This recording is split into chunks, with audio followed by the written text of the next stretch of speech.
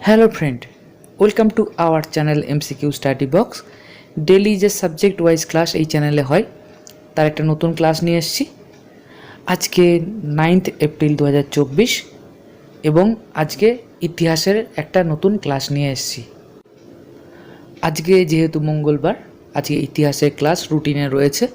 প্রত্যেক দিন সন্ধ্যে 7টা থেকে 9টার মধ্যে সাবজেক্ট ওয়াইজ ক্লাস ইউটিউবে সম্পূর্ণরূপে ফ্রিতে আমাদের চ্যানেলে তোমরা পেয়ে যাবে। তাই তোমাদেরও একটা কর্তব্য, চ্যানেলটাকে সাবস্ক্রাইব করে চ্যানেলটার পাশে থাকা। একটা সাবস্ক্রাইব করতে কোনো পয়সা লাগে না, কিন্তু সেটা আমাকে ভালো ভালো ভিডিও বানাতে অনেকটাই মোটিভেট করে। তো স্টাডি রুটিনটা তোমাদের একবার বলে দিই, তোমরা যারা জানো না তারা দেখে নাও। সোমবার ইংলিশের ক্লাস হবে, মঙ্গলবার হিস্ট্রি এবং ইন্ডিয়ান ন্যাশনাল মুভমেন্টের ক্লাস হবে, বুধবার হবে জিওগ্রাফি, ওয়েস্ট বেঙ্গল এবং ইন্ডিয়ান জিওগ্রাফি দুটোই পড়ানো হবে। থার্সডে হবে জেনারেল সায়েন্সের ক্লাস, তাতে কেমিস্ট্রি, ফিজিক্স এবং বায়োলজি তিনটেই থাকবে। ফ্রাইডে হবে ইন্ডিয়ান পলিটি এবং ইকোনমির ক্লাস, স্যাটারডে হবে ম্যাথ এবং জিআইয়ের ক্লাস, এবং সানডে অর্থাৎ রবিবার হবে উইকলি কারেন্ট অ্যাফেয়ার্সের ক্লাস। তোমরা বুঝতেই পারছো সামনের দিনগুলোতে যে এক্সামগুলো আসছে, পিএসসি, ক্লার্কশিপ, মিসলেনিয়াস এবং WBCS প্রিলি এবং মেন, তার জন্য এই সাবজেক্ট ওয়াইজ ক্লাসগুলো খুবই গুরুত্বপূর্ণ। তো আমি যতটা সম্ভব ভালোভাবে তোমাদেরকে পড়ানোর চেষ্টা করব। আমার মনে হয় শুধু MCQ প্র্যাকটিস বা জিকে করে পরীক্ষায় সফল হওয়া যায় না, সাবজেক্ট ওয়াইজ ক্লাসও গুরুত্বপূর্ণ। তাই তোমাদেরও একটাই কর্তব্য থাকে, চ্যানেলটাকে সাবস্ক্রাইব করে নিয়ে চ্যানেলটার পাশে থাকবার। তো হিস্ট্রির ক্লাস 2 নিয়ে এসেছি আজকে। ক্লাস 1-এ আমরা দেখেছিলাম প্রি হিস্টোরিক পিরিয়ড বা প্রাক ঐতিহাসিক সময়কাল। জাস্ট সেটা দিয়ে আমি শুরু করছি, তাহলে আজকে প্রাক হরপ্পা সভ্যতা যেটা আমরা পড়ব সেটা পড়তে সুবিধা হবে। প্রাক ঐতিহাসিক সময়কালকে দুভাগে ভাগ করা যায়, লিথিক বা স্টোন এজ এবং আয়রন এজ। লিথিক বা স্টোন এজ বা প্রস্তর যুগের সময়কাল ছিল 30 লক্ষ থেকে 1000 BC, এবং আয়রন যুগ বা লৌহ যুগের সময়কাল ছিল 1000 থেকে 600 BC। তো এটা আগের দিন তোমরা দেখেছো, জাস্ট আমি একবার বলে দিলাম। প্রাক ঐতিহাসিক সময়কাল বা প্রি হিস্টোরিক পিরিয়ড যদি আমরা না জানি, প্রাক হরপ্পা সভ্যতা আমরা শুরু করতে পারবো না। জাস্ট শুরু করবার জন্য আগের দিনের কিছুটা ডেটা আমি নিচ্ছি। এই যে স্টোন এজ বা প্রস্তর যুগ, একেও কিন্তু 3টে ভাগে ভাগ করা যায়। একটা হচ্ছে প্যালিওলিথিক পিরিয়ড বা ওল্ড স্টোন এজ বা প্রাচীন প্রস্তর যুগ, যেটার সময়কাল 30 লক্ষ থেকে 10,000 BC।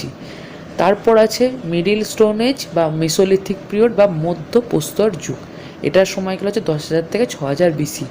এবং সর্বশেষে হচ্ছে নিওলিথিক পিরিয়ড বা নিউ স্টোন এজ বা নব্য প্রস্তর যুগ, এর সময়কাল হচ্ছে 6,000 থেকে 1,000 BC। আমি এই যে ক্লাসের নোটগুলো দেবো, প্রত্যেকটাই বাংলা এবং ইংরাজি উভয় ভাষাতেই লেখা থাকবে, যাতে তোমাদের পড়তে সুবিধা হয়, তাই চিন্তার কোনো কারণ নেই। তো প্রাক হরপ্পা সভ্যতা বা প্রি হরপ্পা সিভিলাইজেশনের ক্ষেত্রে এই নিওলিথিক পিরিয়ডের কিন্তু গুরুত্ব আছে।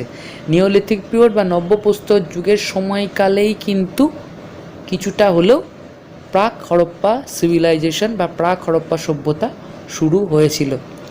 এটা অ্যাকচুয়ালি এই প্রাক হরপ্পা সভ্যতা ছিল নিওলিথিক পিরিয়ড এবং হরপ্পা সিভিলাইজেশনের মধ্যবর্তী একটি ট্রানজিশন ফেজ। একটা ট্রানজিশন ফেজ হচ্ছে এই প্রাক হরপ্পা সভ্যতা। আরেকবার বলি, নিওলিথিক পিরিয়ড এবং হরপ্পা সভ্যতার মধ্যে ট্রানজিশন ফেজ হচ্ছে প্রাক হরপ্পা সভ্যতা। প্রচণ্ড গুরুত্বপূর্ণ একটা চ্যাপ্টার, বিভিন্ন এক্সামে বারে বারেই কোশ্চেন আসে এখান থেকে। এবং ইতিহাসের ক্লাসগুলো শেষ করে নিয়ে আমি কিন্তু ইন্ডিয়ান ন্যাশনাল মুভমেন্ট তোমাদেরকে পড়াবো, তাই চিন্তার কোনো কারণ নেই। যেটা তোমাদের করতে হবে, তোমরা অনেকেই ভিডিও দেখছো কিন্তু তোমরা একটা জিনিস বুঝতে পারছো কিনা জানি না, ভিডিওগুলো বানাতে আমাকে অনেকটাই পরিশ্রম করতে হচ্ছে। তাই তোমাদের একটাই কর্তব্য থাকবে, চ্যানেলটাকে সাবস্ক্রাইব করবার। তোমরা অনেকে ভিডিও দেখছো কিন্তু চ্যানেলটাকে সাবস্ক্রাইব করছো না। একটা সাবস্ক্রাইব করতে কোনো পয়সা লাগছে না, কিন্তু তাও তোমরা চ্যানেলটাকে সাবস্ক্রাইব করছো না।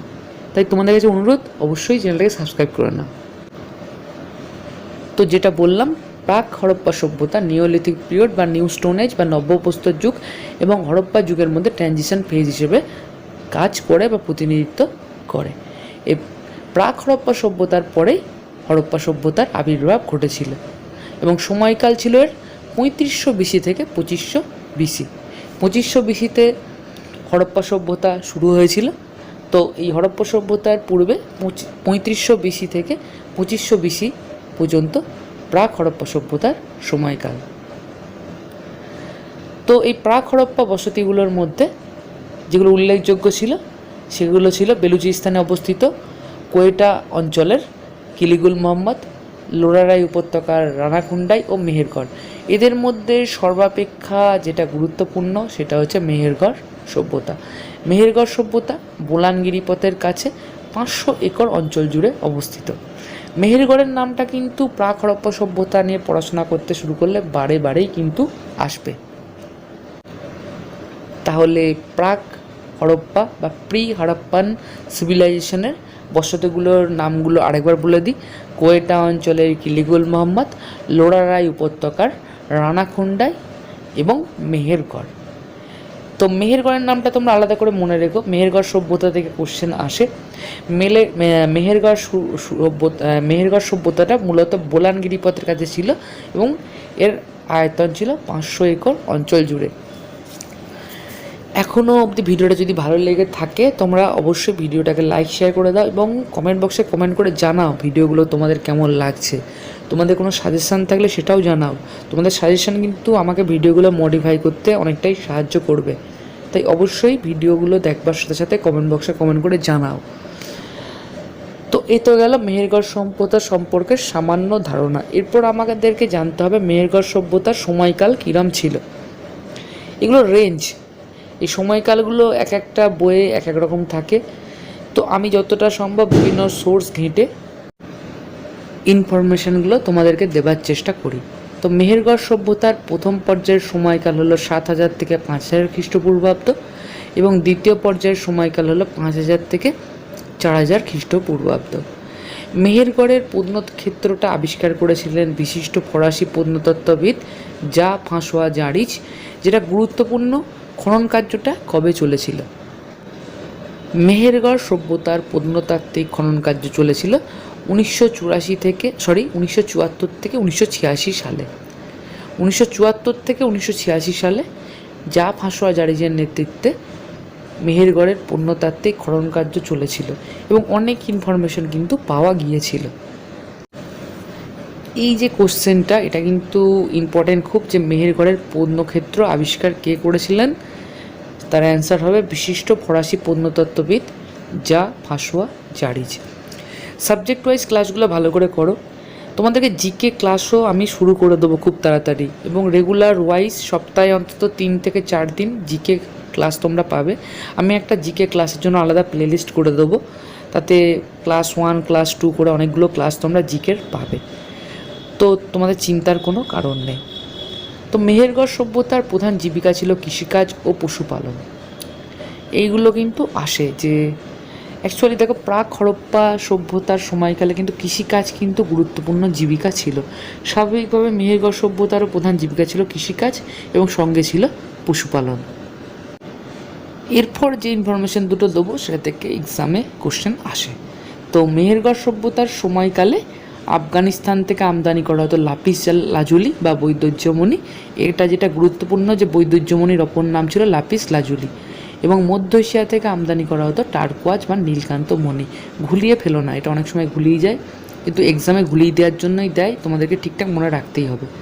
মনে রাখবে লাপিস লাজুলি মানে হচ্ছে বৈদুর্যমণি আর টার্কোয়াজ মানে হচ্ছে নীলকান্ত মণি।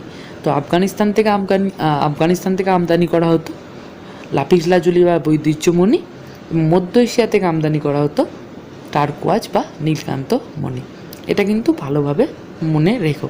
তো প্রাক হরপ্পা সভ্যতার ক্লাসে আজকে আমরা জানলাম কিছু ক্ষেত্রের নাম যেগুলোতে প্রাক হরপ্পা সভ্যতার বিস্তার ঘটেছিল। তাদের মধ্যে গুরুত্বপূর্ণ মেহেরগড় সম্পর্কে ইনফরমেশান জানলাম এবং এটা কিন্তু হরপ্পা সভ্যতার আগে ঘটেছিল। এর পরের ক্লাসেই আমরা হরপ্পান সিভিলাইজেশন বা হরপ্পা সভ্যতা সম্পর্কে জেনে নেব। সেটা ক্লাস 3 হবে। প্রত্যেক মঙ্গলবার হিস্ট্রি এবং ন্যাশনাল মুভমেন্টের ক্লাস তোমরা পাবে। প্রথমে হিস্ট্রি ক্লাস আমি কমপ্লিট করে নেবো, তারপর ন্যাশনাল মুভমেন্টের ক্লাসও আমি করিয়ে দেবো। এবং এপ্রিলের 1 তারিখে এই যে ইউটিউবে ফ্রি ক্লাস তোমাদের জন্য শুরু হয়েছে, সাবজেক্ট ওয়াইজ ক্লাস হবে এবং সেপ্টেম্বরের 30 তারিখ অবধি সম্পূর্ণ ফ্রিতে 6 মাস এই ক্লাস চলবে। কোনো দিন যদি ক্লাস মিস যায়, অনেক সময় নোটস বানাতে দেরি হয়ে যায়, ক্লাস যদি মিস যায় তারপরে কিন্তু তোমরা ক্লাস পেয়ে যাবে। এবং সবথেকে যেটা গুরুত্বপূর্ণ, প্রতি রবিবার উইকলি কারেন্ট অ্যাফেয়ার্স বা সাপ্তাহিক কারেন্ট অ্যাফেয়ার্সের ক্লাসও তোমরা পেয়ে যাবে। তাই এই ইউটিউবে ফ্রি ক্লাসগুলো করলে সবগুলো সাবজেক্ট একসাথে পড়া হয়ে যাচ্ছে।